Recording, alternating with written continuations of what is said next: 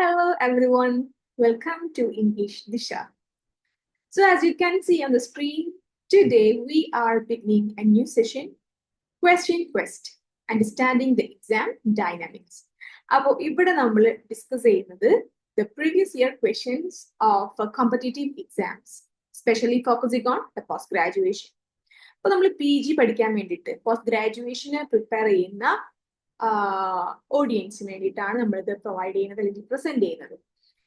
Especially focusing on to study in central universities or the university campus in Kerala. അപ്പൊ നമ്മൾ പൊതുവെ ഇപ്പോ എല്ലാവർക്കും ആഗ്രഹമാണ് അല്ലെ, അല്ലെങ്കിൽ നമ്മൾ അതിനു വേണ്ടി പ്രിപ്പയർ ചെയ്യുന്ന ആൾക്കാരാണ്, ട്രൈ ചെയ്യുന്ന ആൾക്കാരാണ്. എന്തിനു വേണ്ടിയിട്ട്? To learn or to study in different universities across India. ഇന്ത്യയിലെ അങ്ങുള്ള സെൻട്രൽ യൂണിവേഴ്സിറ്റീസ് അല്ലെങ്കിൽ നമ്മളുടെ കേരളത്തിൽ തന്നെയുള്ള യൂണിവേഴ്സിറ്റി ക്യാമ്പസിലൊക്കെ പഠിക്കാൻ വേണ്ടിയിട്ട് നമ്മൾ എൻട്രൻസ് പ്രിപ്പയർ ചെയ്യുന്നവരാണ്. അപ്പോൾ പോസ്റ്റ് ഗ്രാജുവേഷൻ ഇംഗ്ലീഷ് ലാംഗ്വേജ് അല്ലെങ്കിൽ ഇംഗ്ലീഷ് ലിറ്ററേച്ചർ ഫോളോ ചെയ്ത് വരുന്നവർക്ക് വേണ്ടി ഫോക്കസ് ചെയ്തിട്ടുള്ള ഒരു സെഷൻ ആണിത്. സോ ഹിയർ നമ്മൾ കോമ്പറ്റേറ്റീവ് എക്സാംസിനെ ക്രാക്ക് ചെയ്യാൻ വേണ്ടിയിട്ട് മെയിൻ ആയിട്ട് നമ്മൾ ചെയ്യേണ്ടത് എന്താണ്? PYQs, that is previous year questions discuss ചെയ്ത് പോവുക എന്നുള്ളതാണ് അതിന്റെ മെയിൻ ആയിട്ടുള്ള ഒരു നല്ലൊരു വഴി എന്ന് പറയുന്നത്, ക്രാക്ക് ചെയ്യാൻ വേണ്ടിയിട്ട്. ഓക്കെ, സോ നമ്മൾ എക്സ്പീരിയൻസിൽ അങ്ങനെ തന്നെയാണ്. PYQs നല്ലോണം കുറെ ഇരുന്നിട്ട് എന്ത് ചെയ്യുക, സോൾവ് ചെയ്ത് പഠിച്ച് അങ്ങനെ നമുക്ക് കുറച്ചുകൂടെ സിമ്പിൾ ആവും, നമ്മളെ വഴി കുറച്ചുകൂടെ സിമ്പിൾ ആവും. ഓക്കെ, സോ ഇംഗ്ലീഷ് ദിശ is providing you with that direction or that track to crack the competitive exams. Okay, so without delay, let's move on to the questions. So the first question, who wrote archetypal criticism? Archetypal criticism എഴുതിയത് ആരാണ്? So ആർക്കിടൈപ്പൽ criticism പഠിച്ചിട്ടുണ്ടാവണം during അവർ degree. നമ്മൾ UG സെഷനിൽ നമ്മൾ ഇംഗ്ലീഷിൽ criticism പഠിക്കുന്നുണ്ട്. അതിൽ നമ്മൾ main ആയിട്ട് പഠിച്ചു പോകുന്ന ഒരു ടോപ്പിക്കാണ് ആർക്കിടൈപ്പൽ ക്രിറ്റിസിസം. അപ്പോൾ ഓപ്ഷൻസ് തന്നിട്ടുണ്ട്: Frederic Jameson, Jerry Eagleton, Northrop Frye and Stuart Hall. Archetypal criticism എന്ന് പറയുമ്പോൾ തന്നെ നമുക്ക് മനസ്സിൽ ഓടി വരുന്ന പേരാണ് ആര്? Northrop Frye. Okay, Northrop Frye ആണ് ആ ഒരു ആർക്കിടൈപ്പൽ ക്രിറ്റിസിസം എന്നൊരു വർക്ക് ചെയ്തിട്ട്. സോ എന്താണ് ആർക്കിടൈപ്സ് എന്താണെന്ന് ചിലപ്പോൾ ഡൗട്ട് ഉണ്ടാവാം. ഓക്കെ, അല്ലെങ്കിൽ ആർക്കിടൈപ്പ് എന്താണെന്ന് അറിഞ്ഞിരിക്കേണ്ടത് ഇമ്പോർട്ടന്റ് ആണ്. സോ ഫ്രൈ ഡിഫൈൻഡ്, അപ്പൊ ആർക്കിടൈപ്പൽ ക്രിറ്റിസിസം എഴുതിയിട്ടുള്ളത് നോർത്രോപ്പ് ഫ്രൈ ആണ് അല്ലെ. അപ്പൊ ഫ്രൈ എന്താണ് ആർക്കിടൈപ്സിനെ കുറിച്ച് പറഞ്ഞിട്ടുള്ളത്, അല്ലെങ്കിൽ ആർക്കിടൈപ്സ് എന്താണെന്നാണ് അദ്ദേഹം ഡിഫൈൻ ചെയ്തിട്ടുള്ളത്? Northrop Frye defined archetypes as symbols, usually images, that frequently recur in literature and can be recognized as elements of the overall literary experience. അപ്പോ ആർക്കിടൈപ്സ് എന്ന് പറയുന്നത് അത് നോർമലി യൂഷ്വലി സിമ്പിൾസ് ആണ്, സ്പെഷ്യലി ഇമേജസ് ആയിട്ട് ആണ് ആർക്കിടൈപ്സിനെ അദ്ദേഹം വിവരിച്ചിട്ടുള്ളത്. എങ്ങനത്തെ images? that frequently recur in literature. ലിറ്ററേച്ചറിൽ നമ്മളെ സാഹിത്യത്തിൽ പലവട്ടം അത് റിപ്പീറ്റ് ചെയ്ത് വരുന്ന, ഫ്രീക്വന്റ് ആയിട്ട് റിപ്പീറ്റ് ചെയ്ത് വരുന്ന images, and can be recognised as elements of the overall literary experience. അപ്പൊ നമ്മുടെ ഒരു ഓവറോൾ നമ്മൾ ആ ഒരു എന്താ പറയാ, ഒരു ടെക്സ്റ്റ് വായിക്കുമ്പോൾ നമ്മൾ അതിലേക്ക് ഒരു ജനറൽ ട്രൂത്തിലേക്ക് എത്തിക്കുന്ന ടൈപ്പ് കോമൺ ആയിട്ട് വരുന്ന, ഫ്രീക്വന്റ് ആയിട്ട് ലിറ്ററേച്ചറിൽ വരുന്ന ഇമേജസിനെ ആണ് അല്ലെങ്കിൽ സിംബൽസിനെയാണ് അദ്ദേഹം ആർക്കിടൈപ്സ് എന്ന് ഡിഫൈൻ ചെയ്തിട്ടുള്ളത്. ഓക്കെ, സോ ആർക്കിടൈപ്പൽ ക്രിറ്റിസിസം എന്ന് പറയുന്നത് തന്നെ ആരുടെ വർക്കാണ്? അത് കേൾക്കുമ്പോൾ തന്നെ മനസ്സിലാക്കുക, സിംബൽസിനെ കുറിച്ചാണ് പറയുന്നത്. ലിറ്ററേച്ചറിൽ പിന്നെ റിപ്പീറ്റ് ചെയ്ത് വരുന്ന എലമെന്റ്സ് അല്ലെങ്കിൽ നമുക്ക് ഒരു ലിറ്റററി എക്സ്പീരിയൻസ് തരുന്ന സിംബൽസിനെ, ഇമേജസിനെയാണ് അദ്ദേഹം ആർക്കിടൈപ്സ് എന്ന് വിളിച്ചിട്ടുള്ളത്. ആ വർക്ക് എഴുതിയിരിക്കുന്നത് വേറെ ആരുമല്ല, it is Northrop Frye. Okay, now let's see the second question. What was the pen name of Samuel Clemens? അപ്പോ അല്ലെ, എല്ലാവർക്കും നമുക്ക് പറയാൻ പറ്റില്ല. ചില റൈറ്റേഴ്സ് എല്ലാം അവരുടെ ഒരു തൂലികാ നാമം ഉപയോഗിച്ചാണ് അവർ എഴുതുന്നത് അല്ലെ. അപ്പോ ഇവിടെ ചോദിച്ചിരിക്കുന്നത് what was the pen name of Samuel Clemens? Samuel Clemens എന്ന ഒരു ഓതർ അല്ലെങ്കിൽ ലിറ്റററി ഫിഗർ, അദ്ദേഹത്തിന്റെ തൂലികാ നാമം, പെൻ നെയിം എന്തായിരുന്നു? We have 4 options: Joyce Carol, Mark Twain, Thomas Hardy and Eric Blair. ആരായിരിക്കും? സാമുവൽ ക്ലെമൻസിന്റെ തൂലികാനാമം ഏതായിരിക്കും ഇതില്? വേറെ പേരൊന്നുമല്ല, it's Mark Twain. Mark Twain എന്ന പേരിൽ എഴുതിയുന്നത് ആരാണ്? It is Samuel Clemens. Okay, അപ്പോ സാമുവൽ ക്ലെമൻസ് ഈ ഒരു തൂലികാനാമം അഡോപ്റ്റ് ചെയ്തത് ഏർലി 1863-ലാണ്. Okay, when he was a newspaper man in Nevada. അവിടെ അദ്ദേഹം ന്യൂസ് പേപ്പർ മാൻ ആയിട്ട് വർക്ക് ചെയ്തിരിക്കുന്ന സമയത്താണ് അദ്ദേഹം ഈ ഒരു മാർക്ക് ട്വെയിൻ എന്നൊരു തൂലികാനാമം സ്വീകരിച്ചതും ആ പേരിൽ അദ്ദേഹം എഴുതാൻ തുടങ്ങിയതും. It's in 1863. അപ്പോ സാമുവൽ ക്ലെമൻസിന്റെ പെൻനെയിം മാർക്ക് ട്വെയിൻ ആണെന്ന് മനസ്സിലായി. അതുപോലെ നമുക്ക് വേറെ കുറച്ച് റൈറ്റേഴ്സും ഇതുപോലെ പെൻനെയിംസ് അഡോപ്റ്റ് ചെയ്തിട്ടുണ്ട്. Let see some of them. Left സൈഡില് പെൻനെയിം ആണ്. ആ പെൻനെയിം ആരുടെയാണോ ആ റിയൽ നെയിംസ് ആണ് റൈറ്റ് സൈഡിൽ ഉള്ളത്. സോ ആൻ ബ്രോണ്ടെ സിസ്റ്റേഴ്സ് അറിയാം അല്ലെ? ലിറ്ററേച്ചറിൽ, ഇംഗ്ലീഷ് ലിറ്ററേച്ചറിൽ നമ്മൾ അറിയാതിരിക്കാൻ യാതൊരു ചാൻസും ഇല്ല. Because we know Bronte sisters. ആരൊക്കെയാണ്? Anne Bronte, Charlotte Bronte and Emily Bronte. Okay, അപ്പൊ ഈ 3 ബ്രോണ്ടെ സിസ്റ്റേഴ്സിനും എന്തുണ്ട്? പെൻനെയിംസ് ഉണ്ട്. ആൻ ബ്രോണ്ടെന്റെ പെൻനെയിം ആണ് Acton Bell. Charlotte Bronte Currer Bell. Emily Bronte Ellis Bell. അല്ലെ? ബ്രോണ്ടെ സിസ്റ്റേഴ്സ് ആയതുകൊണ്ട് തന്നെ അവരുടെ പെൻ നെയിംസിലും എന്തുണ്ട്? ഒരു സിമിലാരിറ്റി ഉണ്ട് അല്ലെ? അവരുടെ സെർനെയിം ആയിട്ട് ബെല്ല് വന്നിട്ടുണ്ട്. Acton Bell, Currer Bell, Ellis Bell. കണ്ടോ? ഓക്കെ, അപ്പൊ ഈ 3 പേരുകളാണ് ബ്രോണ്ടെ സിസ്റ്റേഴ്സിനുള്ളത്. ആൻ ബ്രോണ്ടെന്റെയാണ് ആക്ടൺ ബ്രോണ്ടെ. ആൻ, ആക്ടൺ, അങ്ങനെ ഒന്നും ഓർത്തു വെക്കുക. ഷാർലറ്റ് കണ്ടോ? സി സ്റ്റാർട്ടിംഗ് ആണ്. കറൽ ബെൽ. എമിലി ബ്രോണ്ടെ ഈ വെച്ച് തന്നെയാണ് പെൻനെയിമും സ്റ്റാർട്ട് ചെയ്യുന്നത്. Ellis bell. അങ്ങനെ അങ്ങനെ ഒന്ന് കണക്ട് ചെയ്ത് പോവാട്ടോ. ആൻഡ് ചാൾസ് ഡിക്കൻസിന്റെ പെൻനെയിം ആയിരുന്നു ബോസ്. മേരി ആൻ ഇവാൻസിന്റെ പെൻനെയിം ആണ് George Eliot. Eric Arthur Blair, അദ്ദേഹത്തിന്റെ പെൻനെയിം ജോർജ് ഓർവെൽ. നമുക്കൊക്കെ പെൻനെയിംസ് കൂടുതൽ ഇപ്പോ specially George Eliot, George Orwell അല്ലെ? നമുക്ക് ആ പേരുകളാണ് നമുക്ക് കൂടുതൽ നമുക്ക് ഫെമിലിയർ ആയിട്ട് ഫീൽ ചെയ്യുന്നത്. ബിക്കോസ് നമ്മൾ വർക്കുകളൊക്കെ നമ്മൾ വായിക്കുന്നത് ഈ ഒരു പേരിലാണല്ലോ, ഇദ്ദേഹം എഴുതിയെന്ന് പറഞ്ഞിട്ട്. അപ്പൊ അവരുടെ പെൻനെയിംസ് ഇമ്പോർട്ടന്റ് ആണ് കേട്ടോ. Then Jawaharlal Nehru, his pen name was Chanakya. And finally Charles Lamb, Elia എന്ന് പറഞ്ഞ പെൻനെയിമിലാണ് ചാൾസ് ലാംബ് വർക്ക്സ് എഴുതിയിരുന്നത്. Okay, fine. Then next question, it's a quote. നമുക്കറിയാം അല്ലെ? ഡബിൾ ഇൻവെർട്ടഡ് കോമയിൽ കൊടുത്തിട്ടുണ്ട്. അപ്പോ കാണുമ്പോൾ നമുക്ക് മനസ്സിലാവും it's a quote. someone said this, ആരോ പറഞ്ഞ ഒരു വാക്യമാണ് അല്ലെ? So give me the extension and motion and I will construct the universe. Who said this? ആരോ പറഞ്ഞു give me the extension and motion and I will construct the universe. എനിക്ക് എക്സ്റ്റൻഷനും മോഷനും തരൂ, ഞാൻ ഒരു പ്രപഞ്ചം തന്നെ സൃഷ്ടിക്കാം എന്നാണ് പറയുന്നത്. ആരാണിത് പറയുന്നത്? ഗലീലിയോ ആണോ? വില്യം ഹാർവേ ആണോ? റീനെ ഡിസ്കാർട്ടസ് ആണോ? ആൻഡ് ഫ്രാൻസിസ് ബേക്കൺ ആണോ? ആരായിരിക്കും ഇത് പറഞ്ഞത്? Give me the extension and motion, I will construct the universe. That's none other than Rene Descartes. Okay, Rene Descartes ആണ് ഇത് പറഞ്ഞത്. So who was Rene Descartes? അദ്ദേഹം ആരായിരുന്നു? കേട്ടിട്ടുണ്ടോ? ആ പേര് നമ്മൾ കേട്ടിരിക്കണം അല്ലെ? Because he was a French philosopher, scientist and mathematician. ഈ റീനെ ഡിസ്കാർട്ടിസ് മെയിൻലി മാത്തമാറ്റിക്സുമായിട്ട് വളരെ ബന്ധപ്പെട്ട് കിടക്കുന്ന ആളാണ് കേട്ടോ. ബിക്കോസ് നമ്മുടെ കാർട്ടീഷ്യൻ പ്ലെയിൻ, അതുപോലെ അങ്ങനെ മാത്സിൽ കുറച്ച് സംഭവങ്ങളുടെ ഒക്കെ മെയിൻ ഫൗണ്ടർ ആരാണ്? ഡെസ്കാർട്ടസ് ആണ്. ഓക്കെ, റീനെ ഡിസ്കാർട്ടിസ് കാർട്ടീഷ്യനിസ്റ്റ് ആയിരുന്നു അദ്ദേഹം. കണ്ടില്ലേ? മാത്തമാറ്റീഷ്യൻ സ്പെഷ്യലി എടുത്ത് പറഞ്ഞിട്ടുണ്ട്. മാത്തമാറ്റിക്സിൽ അദ്ദേഹം ധാരാളം കോൺട്രിബ്യൂഷൻസ് തന്നിട്ടുണ്ട്. നമ്മൾ ഇംഗ്ലീഷുമായിട്ട് ബന്ധപ്പെട്ടതുകൊണ്ട് അതിനെക്കുറിച്ച് കൂടുതൽ പറയുന്നില്ല. So here his famous philosophical statement അറിഞ്ഞിരിക്കണം. ചിലപ്പോ ഈ ഒരു ക്വസ്റ്റ്യൻ വരും. എന്ത്? ഈ ഒരു കൊഗിറ്റോ എർഗോ സം എന്നൊരു ഈ ഒരു സ്റ്റേറ്റ്മെന്റ് തരും. എന്നിട്ട് അത് ആരുടെ സ്റ്റേറ്റ്മെന്റ് ആണ്? It's a very famous quote. It's a very famous quote by Rene Descartes.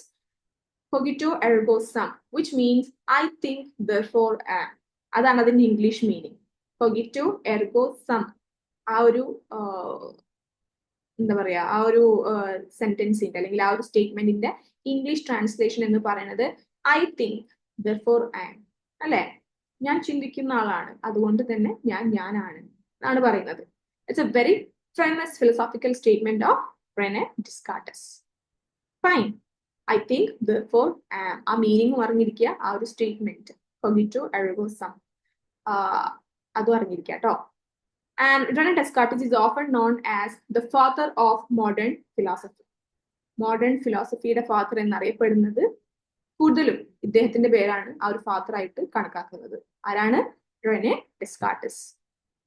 Now the next question is, which Shakespearean play has a character called Prospero?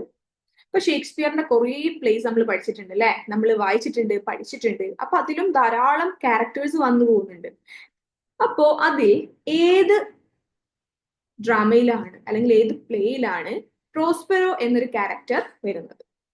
Prospero നമുക്ക് എല്ലാവർക്കും വളരെ ഫെയിലിയർ ആയിട്ടുള്ള ഒരു ക്യാരക്ടർ ആണ് പ്രോസ്പെറോ. അത് ഏതിലാണ്? ഒഥല്ലോയിലാണോ, ടെമ്പസ്റ്റിലാണോ, മെർച്ചന്റ് ഓഫ് വെനീസിലാണോ, ഓർ കിങ് ലിയറിലാണോ? കിങ് ലിയറിലാണോ, മെർച്ചന്റ് ഓഫ് വെനീസിലാണോ, ടെമ്പസ്റ്റിലാണോ, ഒഥല്ലോയിലാണോ പ്രോസ്പെറോ വരുന്നത്? ഇറ്റ്സ് ഇൻ ടെമ്പസ്റ്റ് അല്ലെ, ടെമ്പസ്റ്റിലാണ് പ്രോസ്പെറോ എന്നൊരു ക്യാരക്ടർ വരുന്നത്. ഇപ്പൊ ടെമ്പസ്റ്റിനെ കുറിച്ച് പറയുകയാണെങ്കിൽ ഇറ്റ്സ് റിട്ടണിങ് ബിറ്റ്വീൻ 1610 and 1611. ഈ ഒരു ടൈം പീരീഡിലാണ് ഈ ഒരു പ്ലേ ഷേക്സ്പിയർ എഴുതിയിട്ടുള്ളത്. And the main characters in Tempest are Prospero, we already know, Caliban, Ariel, Miranda, Stephano, പിന്നെ എക്സെട്ര കുറെ ക്യാരക്ടേഴ്സ് ഉണ്ട്. അതിൽ മെയിൻ ആയിട്ട് അറിഞ്ഞിരിക്കേണ്ട ക്യാരക്ടേഴ്സ് ആരൊക്കെയാണ്? Prospero, Caliban, Ariel, Miranda and Stephano. Okay, ഇവരുടെ പേര് എവിടെ കേട്ടാലും ഓർമ്മ വരണം കേട്ടോ. Yes, they are in Tempest of Shakespeare. ഷേക്സ്പിയറിന്റെ ടെമ്പസ്റ്റ് എന്ന പ്ലേയിലുള്ള മെയിൻ ക്യാരക്ടേഴ്സ് ആണ് ഇവര്. ഇപ്പൊ പ്രോസ്പെറോന്റെ കാര്യമാണ് ചോദിച്ചത്, ചിലപ്പോ ഇവരുടെ വേറെ ആരെങ്കിലും പേര് വെച്ച് ചോദിക്കും. ഇപ്പൊ മിറാൻഡ ഷേക്സ്പിയറിന്റെ ഏത് പ്ലേയിലാണ് എന്ന് ചോദിക്കും. അപ്പോ ക്യാരക്ടറിന്റെ പേര് കാണുമ്പോൾ തന്നെ നമ്മൾ അത് ഏത് പ്ലേയിലാണെന്നുള്ളത് വി ഹാവ് ടു നോ. നമുക്ക് അത് അറിയണം. That's it. Shakespeare's commentary on colonialism is the main plot of the play. ആ പ്ലേയിൽ മെയിൻ ആയിട്ട് എന്താണ് അതിന്റെ ഒരു മെയിൻ തീം അല്ലെങ്കിൽ മെയിൻ ഒരു പ്ലോട്ട് എന്ന് പറയുന്നത് his commentary, the playwright. Who is the playwright of this Tempest? Shakespeare. അപ്പൊ ഷേക്സ്പിയറിന്റെ ഒരു കമന്ററി ഓൺ കൊളോണിയലിസം, കൊളോണിയലിസത്തെ കുറിച്ചുള്ള അദ്ദേഹത്തിന്റെ ഒരു എന്താ പറയാ ഒരു കാഴ്ചപ്പാട്, അദ്ദേഹം അതിനെക്കുറിച്ച് പറയുന്ന കാര്യങ്ങളാണ് നമ്മൾ ശരിക്കും ഈ ഒരു പ്ലേയിലൂടെ നമ്മൾ റീഡേഴ്സിന് കിട്ടുന്നത്. And the moral of the play, ഈ ഒരു നാടകം അല്ലെങ്കിൽ ഈ ഒരു ഡ്രാമ ഷേക്സ്പിയറിന്റെ അതെന്താണ് നമ്മളെ പഠിപ്പിച്ചിരുന്നത്? ദ വാല്യൂ ഓഫ് ഫ്രീഡം, സ്വാതന്ത്ര്യത്തിന്റെ ഒരു മൂല്യത്തെ കുറിച്ചാണ് അദ്ദേഹം ഈ ഒരു പ്ലേയിലൂടെ നമുക്ക് റീഡേഴ്സിന് അല്ലെങ്കിൽ കാണികൾക്ക്, ഓഡിയൻസിന് അദ്ദേഹം അത് വ്യക്തമാക്കി തരുന്നു. നമ്മൾ പറഞ്ഞില്ലേ ഓൾറെഡി കൊളോണിയലിസത്തിനെ കുറിച്ചുള്ള അതിനെ കുറിച്ചുള്ള ഒരു കമന്ററി ആണ്. അപ്പോ ഈ ഒരു പ്ലേയിലൂടെ finally we will get the moral that what the value of the freedom, അതിനെ കുറിച്ചുള്ള ഒരു പ്ലേ ആണത്. സോ ഇതിപ്പോ ടെമ്പസ്റ്റിനെ കുറിച്ച് മാത്രമുള്ള ഒരു ക്വസ്റ്റ്യൻ ആണ്. പക്ഷെ ഇതേപോലെ ബാക്കി ക്വസ്റ്റ്യൻസും വരാം. ഒഥെല്ലോയിൽ നിന്ന് വരാം, അതുപോലെ മാക്ബത്തിൽ നിന്ന് വരാം. ഓക്കെ, നേരത്തെ പറഞ്ഞ പോലെ മെർച്ചന്റ് ഓഫ് വെനീസ് അതിൽ നിന്ന് വരാം. അപ്പോ ഈ ഷേക്സ്പിയറിന്റെ പ്ലേസ് എന്ന് പറയുമ്പോൾ നമുക്കറിയാം majority of the works, majority of his place are very famous. So അതിലുള്ള ക്യാരക്ടേഴ്സിന്റെ പേരൊക്കെ ഒന്ന് നോട്ട് ചെയ്ത് വെക്കുക. Okay, yeah. Now let's move on to the next question. Which of the following text does not come under science fiction?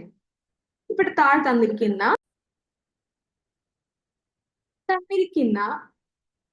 കുറച്ച് works ഉണ്ട്. ഇവയിൽ ഏതാണ് science fiction അല്ലാത്തത്? അതാണ് question. Which of the following text does not come under the science fiction? Science fiction എന്ന് പറഞ്ഞാൽ നമുക്കറിയാം അല്ലെ, സയന്റിഫിക് ആയിട്ടുള്ള കുറെ എലിമെന്റ്സ് ഒക്കെ ഉള്ള ഒരു ഫിക്ഷൻ ആയിരിക്കും സയൻസ് ഫിക്ഷൻ. പക്ഷെ ഇവയിൽ ഒരെണ്ണം അതിൽ പെടില്ല. അതേതാണ്? The War of the Worlds, The Lord of the Rings, Journey of the Center to the Earth, Hard Times. ഇവയാണ് options. So the answer, that is the work which is not a science fiction among these is The Lord of the Rings.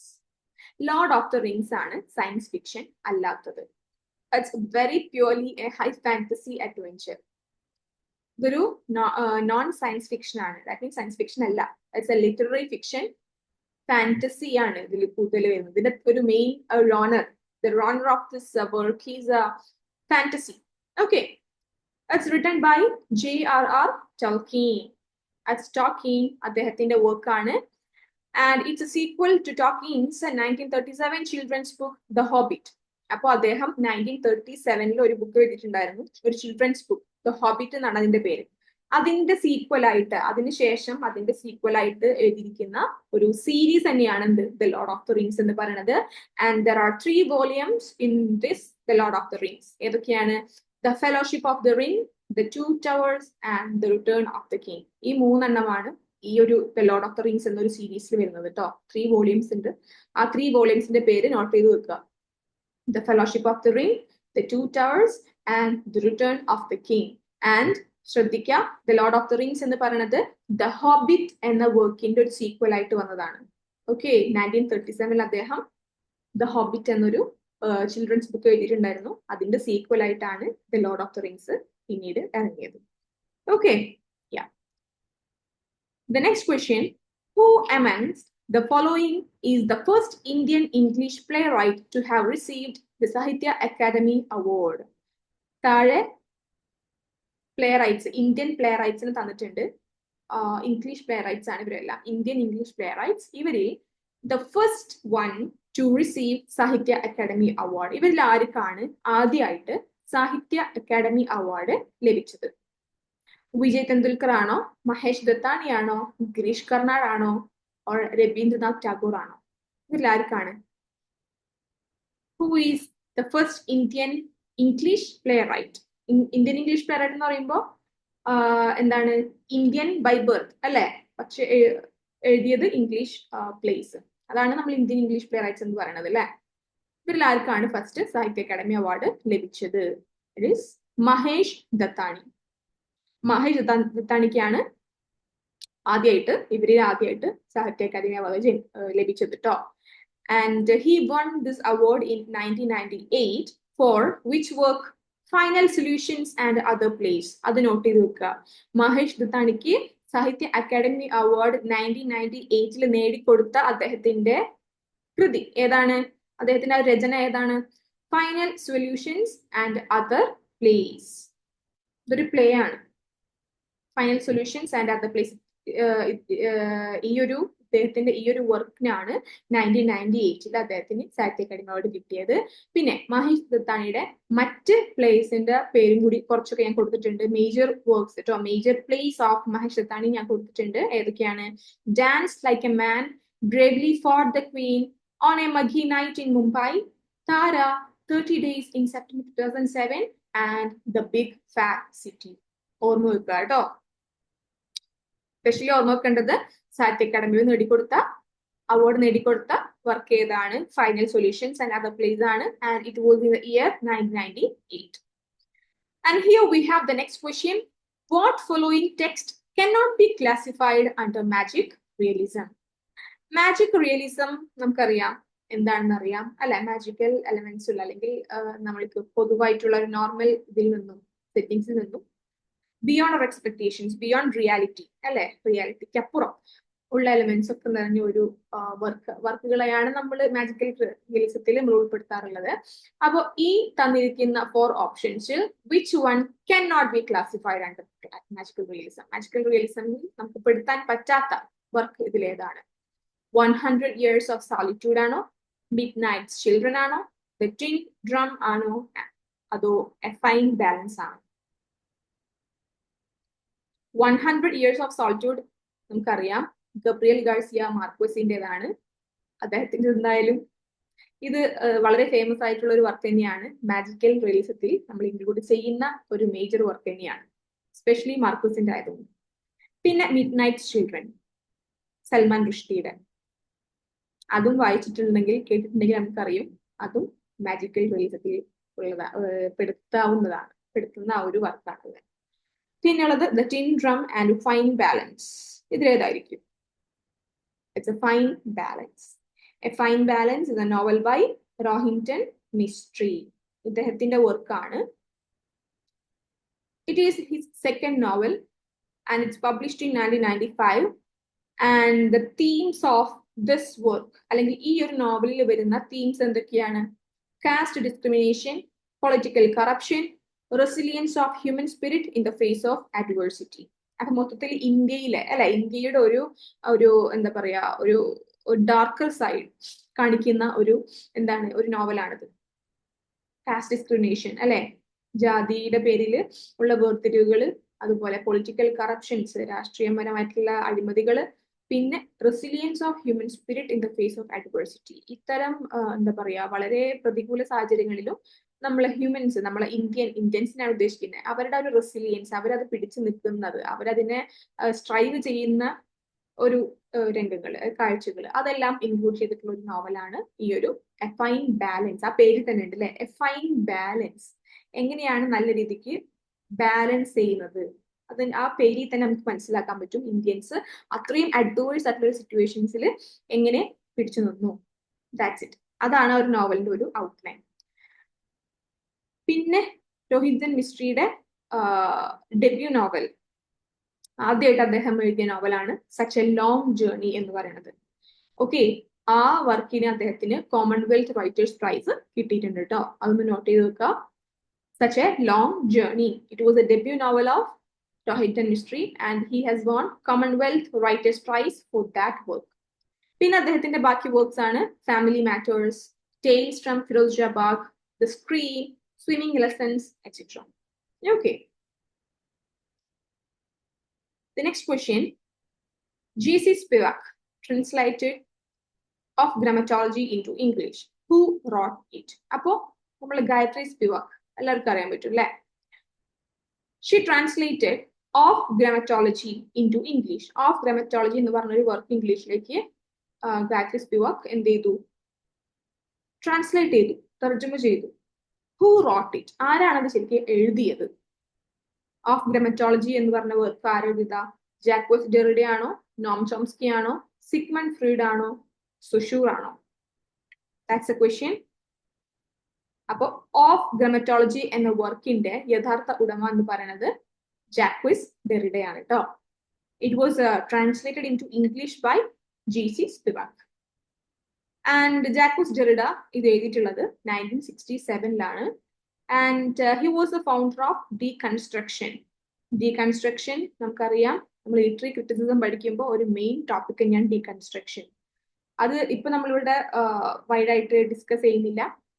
Will be in the next session, ഇനി other session. And അപ്പോ മനസ്സിലാക്കേണ്ട കാര്യം, ഓർത്തു വെക്കേണ്ട കാര്യം, ഡീകൺസ്ട്രക്ഷന്റെ founder എന്ന് പറയുന്നത് ആരാണ്? Jacques ഡെറിഡയാണ്.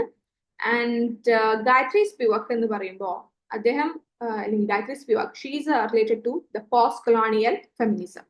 She is one of the leading figure in the post-colonial feminism, and the major and the very famous work written by her is Can the Subaltern Speak?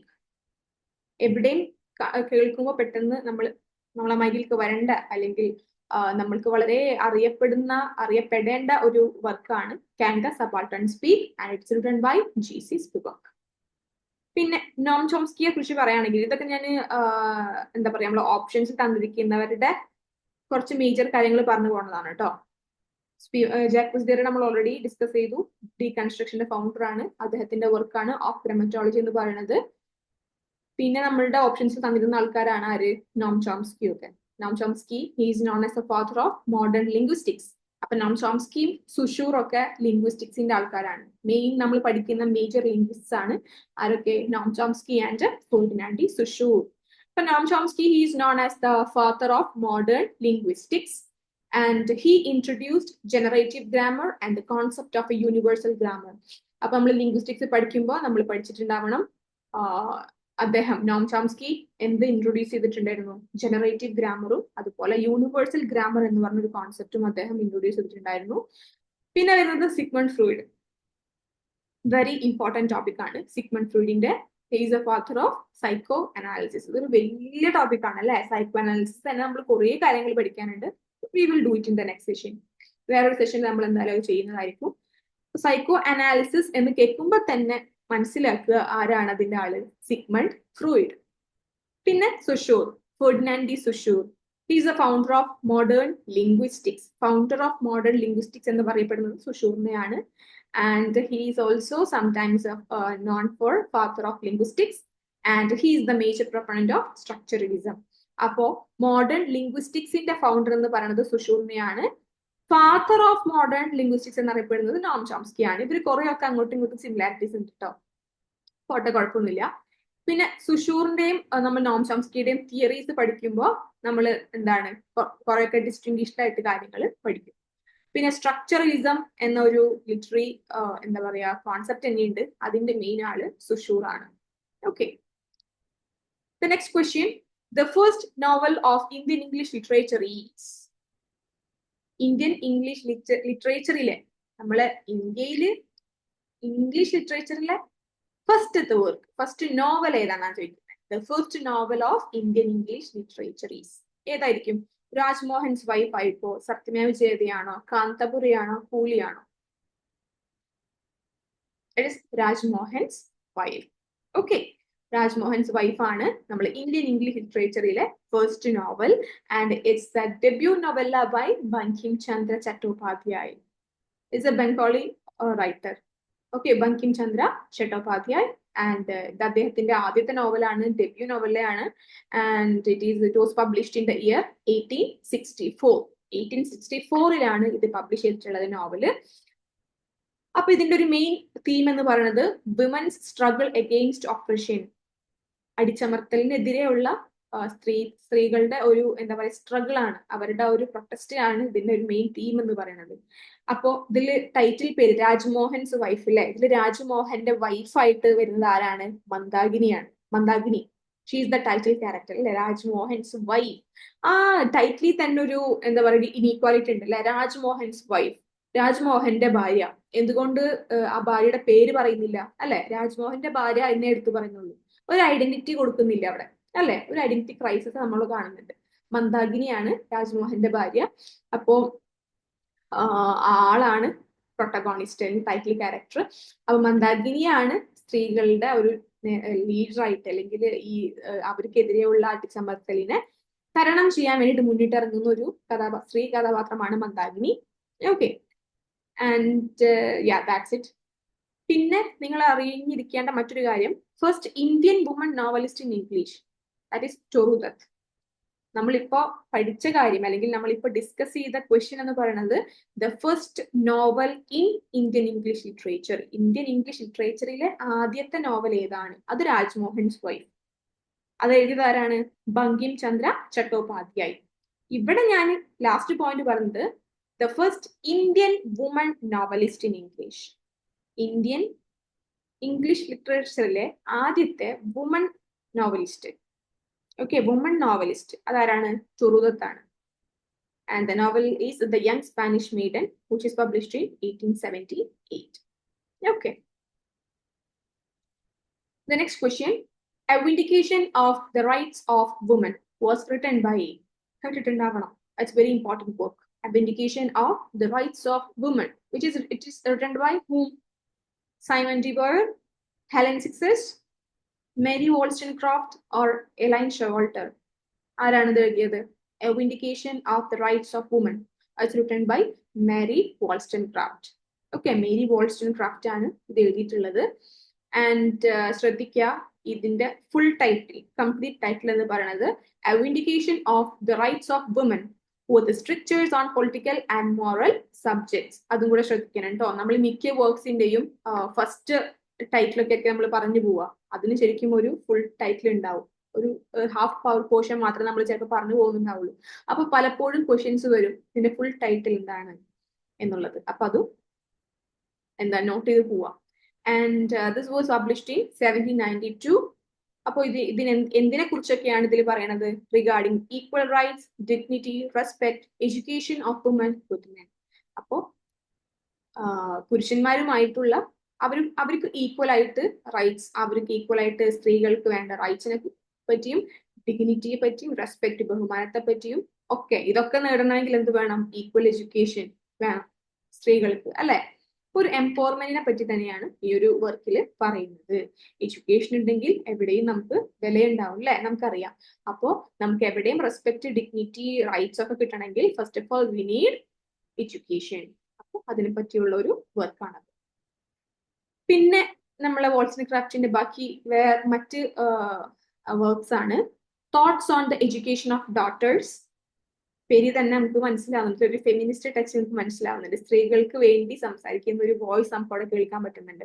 Thoughts on the education of daughters, Mary a fiction, original stories from real life, of the importance of religious opinions, the female reader, young Grandison, elements of morality. ഇങ്ങനെയാണ് major works പോകുന്നത് Mary വോൾസൺക്രാഫ്റ്റിന്റെ. പിന്നെ നമ്മൾ ഓപ്ഷൻസിൽ ഉണ്ടായിരുന്ന മറ്റു ആൾക്കാരുടെ കുറച്ച് കാര്യങ്ങളാണ് ഞാൻ പറയുന്നത്. Helen സിക്ഷസ്. She investigates female sexuality textualized in male discourse. So what she does mainly is investigates female sexuality which is textualized in men's discourse. അപ്പോൾ പുരുഷന്മാർ എഴുതിയിട്ടുള്ള ചില വർക്ക്സുകളിലെ ഫീമെയിൽസിന് എങ്ങനെയാണ് അതിൽ റെപ്രസെന്റ് ചെയ്തിട്ടുള്ളത്, അതിനെക്കുറിച്ചുള്ള ഒരു പഠനം നടത്തിയ ഒരു മെയിൻ ആളാണ് ഹെലൻ സിക്ഷസ്. അപ്പോൾ ഹെലൻ സിക്ഷസിന്റെ മെയിൻ വർക്ക്സിലൊക്കെ നമുക്ക് അത് കാണാൻ പറ്റും, എങ്ങനെ അവര് സ്ത്രീകളെ പ്രസന്റ് ചെയ്യുന്നു അവരുടെ വർക്ക്സിൽ. അതാണ്. Some of her major works are the newly born woman, coming to writing, 3 steps on the ladder of writing, stigmata, surviving text. Okay, അത്രേ ഉള്ളൂ. അത്രയാണ് അദ്ദേഹത്തിന് ഹെലൻ സിക്ഷസിന്റെ വർക്ക്സ്. ഈ next Simone de Beauvoir. Simone de Beauvoir mainly അല്ലെങ്കിൽ famous ആയിട്ട് നമ്മൾ അറിയപ്പെടുന്നത് സെക്കൻഡ് സെക്സ് എന്ന വർക്കിലൂടെയാണ്. സെക്കൻഡ് സെക്സ്, ഇതും ക്വസ്റ്റ്യൻസ് പല എക്സാംസിനും ചോദിച്ചു കണ്ടിട്ടുണ്ട് കേട്ടോ, സെക്കൻഡ് സെക്സിനെ കുറിച്ച്. അത് ആരെഴുതിയതാണ്, അല്ലെങ്കിൽ ഇദ്ദേഹത്തിന്റെ മെയിൻ വർക്ക് ഏതാണ്, അങ്ങനെ വെച്ചിട്ട്. And it marked the beginning of second wave feminism. ഈ സെക്കൻഡ് സെക്സ് എന്ന വർക്കോട് കൂടിയാണ് second wave of feminism begin ചെയ്തത് തന്നെ. Okay, then next figure is A-line Showalter. ഈ പേരും വളരെ ഫെമിനിസത്തിൽ നമ്മൾ പഠിച്ചിട്ടുണ്ടാവുന്ന ഒരു എന്താ പറയാ, ഒരു ഇമ്പോർട്ടന്റ് ആള് തന്നെയാണ്, ഒരു പേരാണ്. And she introduced 3 phases of feminism അല്ലെ. ഫെമിനിസത്തിൽ 3 phases പറയുന്നുണ്ട്. The feminine, the feminist and the female. ഈ 3 phases ഇൻട്രൊഡ്യൂസ് ചെയ്തത് ആരാണ്? എലൈൻ ഷോവാൾട്ടർ ആണ്. And she is also the founder of gynocritics. Okay, Gynocritics in the founder ആരാണ്? Elaine Showalter ആണ്. And the very famous and the most important work written by Elaine Showalter is Towards a Feminist Poetics. Elaine ഷോവാൾട്ടറിന്റെ വളരെ important and famous ആയിട്ടുള്ള work ഏതാണ്? Towards a Feminist Poetics. അത് publish ചെയ്തിരിക്കുന്ന year ഏതാണ്? 1979. Okay. And here is the next question. A thing of beauty is a joy forever. Occurs in A thing of beauty is a joy forever. ഈ ഒരു line എവിടെയാണ് വരുന്നത്? എന്തിലാണ് വരുന്നത്? The options are Ode on a Grecian Urn, Endymion, Ode to Autumn and Ode to Melancholy. മനസ്സിലാവുന്നുണ്ട്, ഇതെല്ലാം poems ആണ്. അപ്പൊ ഏതോ ഒരു പോത്തിലെ ഒരു ലൈനാണ് മേൽ തന്നിട്ടുള്ളത്. So the answer is Endymion, which is written by John Keats in 1818. Endymion എന്ന് പറഞ്ഞ ജോൺ കീറ്റ്സിന്റെ ഒരു പോത്തിലാണ് ഈ ഒരു ലൈൻ വരുന്നത്. ആൻഡ് ദിസ് പോം എൻഡിമിയൻ എന്ന് പറയുന്നത് ജോൺ കീറ്റ്സ് എഴുതിയത് a dedication to the late poet Thomas Chatterton. Thomas Chatterton എന്ന് പറഞ്ഞ ഒരു മരിച്ചുപോയ ഒരു പോയറ്റിന് വേണ്ടിയിട്ട് ഡെഡിക്കേറ്റ് ചെയ്ത് കൊണ്ട് എഴുതിയിട്ടുള്ള ഒരു വർക്കാണ് എൻഡിമിയൻ. അത് ഇമ്പോർട്ടന്റ് ആണ് കേട്ടോ, അത് ഓർത്തു വെക്കുക. ക്വസ്റ്റ്യൻ വരും, ആർക്കുള്ള ഡെഡിക്കേഷൻ ആയിട്ടാണ് ജോൺ കീറ്റ്സ് എൻഡിമിയൻ എഴുതിയത്, അല്ലെങ്കിൽ തോമസ് ചാറ്റർട്ടന് വേണ്ടിയിട്ട് ജോൺ കീറ്റ്സ് എഴുതിയ പോം ഏതാണ് എന്നൊക്കെ ക്വസ്റ്റ്യൻ വരാം. അപ്പൊ ഈ ഒരു പോം ബിഗിൻ ചെയ്യുന്ന ലൈനാണ് നമ്മൾ ഈ ക്വസ്റ്റ്യനിൽ കണ്ടത്.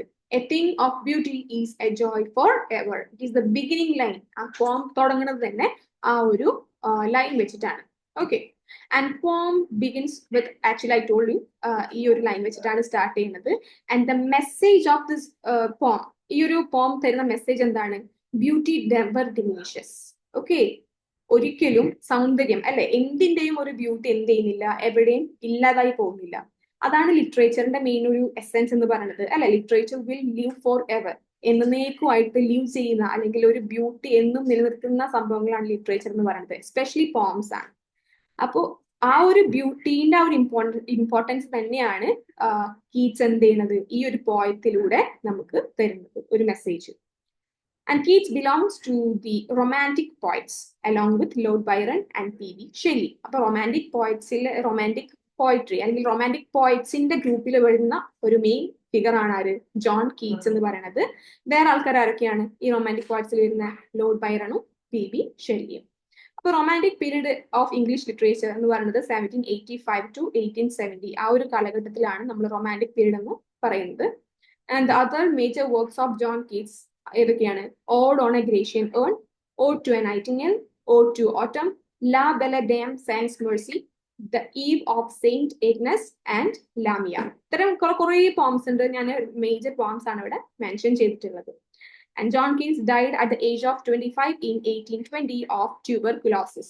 അദ്ദേഹം വളരെ യങ് ഏജിൽ മരണപ്പെട്ട ഒരു പോയറ്റാണ്. വെറും 25 വയസ്സുള്ളപ്പോഴാണ് കീറ്റ്സ് മരിച്ചത്. എന്തുകൊണ്ടാണ്? ട്യൂബർകുലോസിസ് രോഗം ബാധിച്ചിട്ടാണ് മരിച്ചത്. That's all about John Keats and his major things. And here is the next question. The title of William Faulkner's The Sound and the Fury has been derived from a play by who? ഇത് വളരെ important and simple and വളരെ common ആയിട്ടുള്ള ഒരു question ആണ്. William ഫോക്നറിന്റെ the sound and the fury എന്ന് പറഞ്ഞൊരു work, അത് ആരുടെയോ ഒരു പ്ലേയിൽ നിന്ന് എടുത്തിട്ടുള്ളതാണ്. ആരുടെയാണ്? William Shakespeare, Christopher Marlowe, Ben Jonson and Samuel Beckett. ഇത് ആരുടെയാണ്? Of course we know it's by William Shakespeare. William ഷേക്സ്പിയറിന്റെ ഒരു പ്ലേയിൽ നിന്ന് എടുത്തിട്ടുള്ള ആ ഒരു ടൈറ്റിലാണ് ഫോക്നറിന്റെ ആ വർക്കിൻ്റെത്. ഏതാണത്? ഏത് വർക്കിൽ നിന്നാണ് എടുത്തിട്ടുള്ളത്? It's from Macbeth. Okay, so William ഫോക്നറിന്റെ ഈ ഒരു നോവലിനെ പറ്റി നമുക്ക് ഫസ്റ്റ് പറയാം. This novel employs stream of consciousness. Stream of consciousness നമുക്ക് ഒരു എന്താ പറയാ, ഒരു മേജർ ലിറ്ററി ഒരു എക്സ്പ്രഷൻ തന്നെയാണ്. നമ്മൾ ഡീറ്റെയിൽ ആയിട്ട് പറയേണ്ട ഒരു ടോപ്പിക് തന്നെയാണ്. We will do it in later session. And this work is published, it was published in 1929. പിന്നെ ഇത് എന്ത് സ്റ്റോറി, ആരുടെ കുറിച്ചുള്ള സ്റ്റോറിയാണ്? അല്ലെങ്കിൽ ഈ വില്യം ഫോക്നറിന്റെ സൗണ്ട് ആൻഡ് ദ ഫ്യൂരി എന്ന് പറഞ്ഞ വർക്കില് മെയിൻ ആയിട്ട് വരുന്ന ആൾക്കാർ ആരൊക്കെയാണ്? It's a story of Compson family. അപ്പൊ കോംസൺ ഫാമിലിനെ ചുറ്റിപ്പറ്റിയുള്ളൊരു കഥയാണത്. ആരൊക്കെ ഉണ്ട് അതില്? ആ ഫാമിലിയിലത്തെ ആൾക്കാരാണ് ക്വെന്റിൻ, ജെയ്സൺ, ബെഞ്ചി ആൻഡ് കാഡി. ഇവരാണ് അവിടുത്തെ മെയിൻ ക്യാരക്ടേഴ്സ് കേട്ടോ. അത് നോട്ട് ചെയ്ത് വെക്കുക. പിന്നെ ഈ ഒരു കഥ പറയുന്നത് പല നരേറ്റേഴ്സ് ആയിട്ടാണ്, ഒരാൾ മാത്രം നരേറ്റ് ചെയ്യുന്നത്. നമ്മൾ പൊതുവെ കഥകളിൽ ഒരാളായിരിക്കും നമുക്ക് കഥ നരേറ്റ് ചെയ്ത് പറഞ്ഞു തരുന്നത് അല്ലെ. പക്ഷെ ഈ ഒരു നോവലിന്റെ പ്രത്യേകത എന്ന് പറയുന്നത് ഇറ്റ് ഹാസ് ഡിഫറെന്റ് നരേറ്റേഴ്സ്. പല ആൾക്കാരാണ് എന്ത് ചെയ്യുന്നത്, കഥ പറയുന്നത്. അപ്പൊ നമുക്കൊരു കൺഫ്യൂഷൻ വരുന്നൊരു ഒരു ഡിഫിക്കൽട്ടി ഫീൽ ചെയ്യും സംഭവം വായിക്കുമ്പോൾ. ഈ ഒരു നോവൽ വായിക്കുമ്പോൾ നമുക്ക് കൺഫ്യൂഷൻ അല്ലെങ്കിൽ ഒരു ഡിഫിക്കൽട്ടി ഫീൽ ചെയ്യും. എന്നുവെച്ചാൽ ഇടക്കാണ് പറയാ, ഇടക്കാണ് നമുക്ക് മനസ്സിലാവുക അയ്യോ ഇത് പറയുന്ന നരേറ്റർ മാറിയിട്ടുണ്ടല്ലോ. ഓക്കെ, അപ്പൊ അത് അതിന്റെ ഒരു പ്രത്യേകതയാണ്. കുറച്ച് ഡിഫിക്കൽട്ട് ആണ് ഇത് വായിക്കാൻ. പിന്നെ ഇവിടെ പറയേണ്ട കാര്യം, ബെഞ്ചി എന്ന് പറഞ്ഞ ക്യാരക്ടറിന് ഓട്ടിസം ആൻഡ് സൈനസ്തേഷ്യ എന്ന് പറഞ്ഞ 2 മെന്റൽ ഇൽനെസ് ഉള്ള ആളാണ് കേട്ടോ. അത് നോട്ട് ചെയ്ത് വെക്കുക. ആൻഡ് ആസ് വി ടോൾഡ്, ഈ ഒരു ടൈറ്റിൽ എടുത്തിരിക്കുന്നത് ഷേക്സ്പിയറിന്റെ മാക്ബത്ത് പറഞ്ഞൊരു പ്ലേയിൽ നിന്നാണ്. ആൻഡ് അതില് പറയുന്നുണ്ട്, ആര് പറയുന്നുണ്ട്? മാക്ബത്ത് തന്നെ പറയുന്ന ഒരു ലൈൻ ഉണ്ട്. Life is a tale told by an idiot full of sound and fury signifying nothing.